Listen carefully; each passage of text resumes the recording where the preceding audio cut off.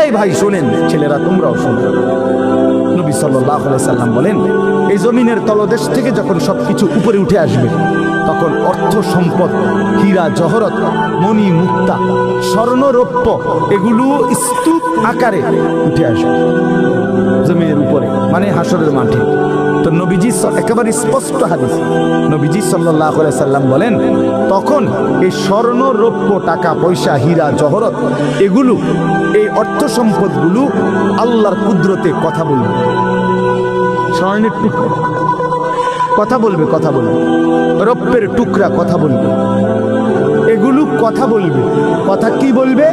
এগুলো তখন ওই নাফরমান মানুষগুলোকে ডাক দিবে, ডাক দিবে, আইয়ুহাস সারিক, হে চোর, এদিকে এই সম্পদের জন্য চুরি করেছিলে, আজ যা দরকার নেও। আইয়ুহাল কাতি, হে ডাকাত, এদিকে আসো, এই সম্পদের জন্য ডাকাতি করছিল, আজ নেও। হে আত্মীয়তার, আইয়ুহাল কাত, আইয়ুহাল কাতি, আত্মীয়তার সম্পর্ক ছিন্নকারী ব্যক্তি, আসো।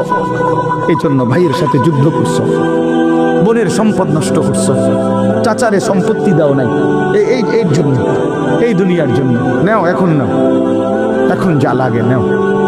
এইভাবে প্রত্যেক নাফরমান পাপীকে, হে হারামখোর, সুদ করে দিগা, এখানে টাকা যা লাগে নে,